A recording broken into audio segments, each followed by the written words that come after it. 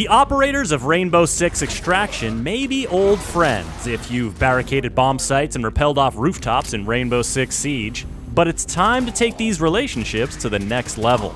Launching device! Faced with a fierce and relentless army of Archean enemies, the operators of Extraction have had to adapt their abilities and evolve their loadouts to take on this deadly new challenge. So, in this episode of our Rainbow Six Extraction Deep Dive series, we're talking operators. Who are they? What unique gadgets do they bring to the fight? And how do they go beyond what you can do in Siege? How do the weapons and react tech that you choose change the way you play? And what kind of perks and upgrades can you unlock to make these operators more versatile and effective than ever?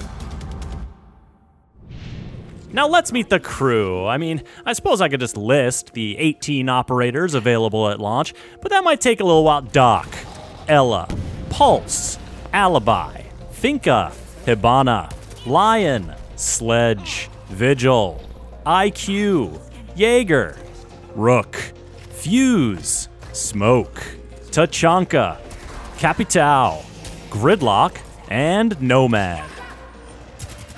Now, you won't have access to the full roster from the get-go. Extraction puts you on the front lines of an evolving crisis, so Mira, Thermite, and Ash will bring new operators into the program as you progress through the game. Each operator has a unique ability that helps define what they can bring to the table, and what those abilities can do in Siege is just the beginning. As you level up an operator, you'll not only unlock perks and upgrades like faster reload, aim, and weapon swap speed, or the chance to self-revive if you deal enough damage while downed, you'll also unlock upgrades for their unique ability. For example, once Nomad reaches level 7, her knockback mines will straight up delete a variety of full-grown enemies. A level 10 Vigil won't just cloak himself from enemy sight, he'll cloak any teammates nearby and boost their movement speed. And while it's no longer seen in the hallways of Siege, Tachanka's mounted LMG is living its best life in Extraction, facing swarms of vicious Archeans. What could be better? 2 mounted LMGs? Now that's a godly upgrade. Operator abilities offer a wide range of ways to help you tackle problems, and while they're very effective in solo situations, these abilities truly shine when used in a team composition. Let's say you're playing nest tracking, an objective that requires you to get really veterinary on these pulsating nests. Take Pulse and his cardiac sensor. It'll let you spot the nests through walls. And Capitao's crossbow can shoot smokescreen bolts to mask your approach.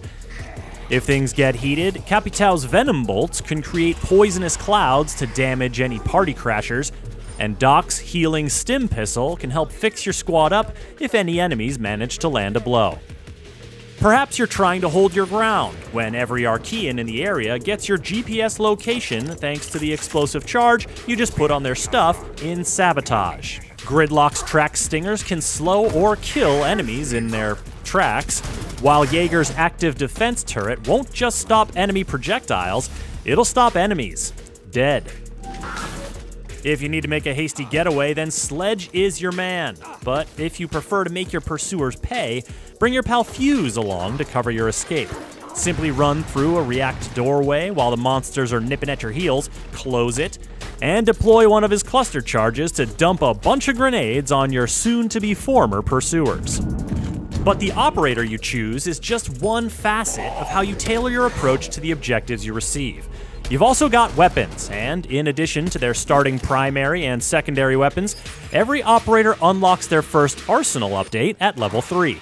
These give you some powerful new options, like adding the M870 shotgun to IQ's loadout to give her a bigger bang for her buck than her AUG A2 assault rifle. Or adding Lion's HK417 marksman rifle to give him longer range and stronger bite than his V308. These weapons may be familiar to veterans of Rainbow Six Siege, but you haven't truly appreciated the Bailiff 410 revolver shotgun in Alibi's arsenal until you've coolly popped your way through snarling grunts while carrying a fragile objective canister under your arm. Wielding these weapons in a PvE setting gives them a chance to shine in a whole new way. And weapon attachments like sights, barrels, and grips give you a chance to further customize your approach. Suppressed shotguns are a nasty way to take out close-range foes and quietly make your own doorways, and staying stealthy means nests stay dormant and less enemies spawn. But all it takes is one Archean holler to stir things up. When that happens, you'll be thankful you left the suppressor at home and nearly doubled the damage output of Finka's 6P41 LMG.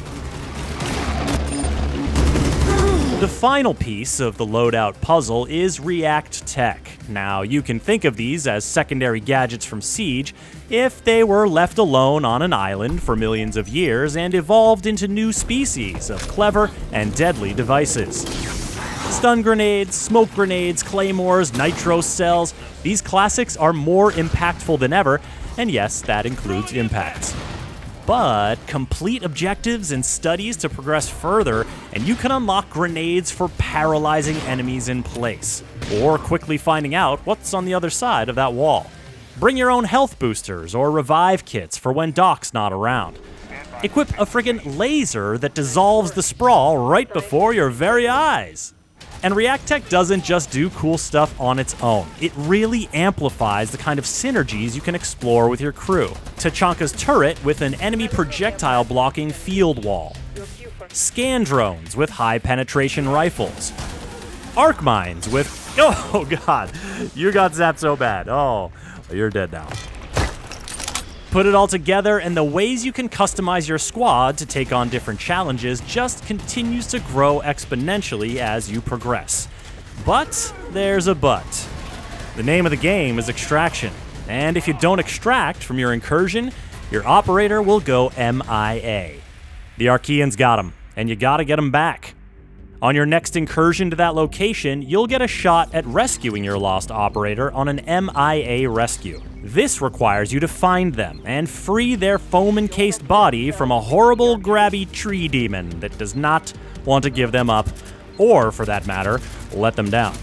If you get your operator out and pack them up for shipping, they'll be back in your roster and will heal back to full strength as you run successful incursions with other operators. So when you're thinking, hey, I can take on a tougher difficulty level, or, you know what, that's probably enough health to get me through the next subzone, just remember that going MIA is serious business.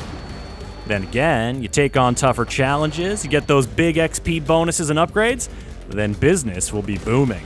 Decide for yourself this January when Rainbow Six Extraction launches on PS4 and PS5, Xbox One and Xbox Series X and S, cloud gaming, and PC. Subscribe to this channel to catch the next video in our series, and get the latest updates at news.ubisoft.com.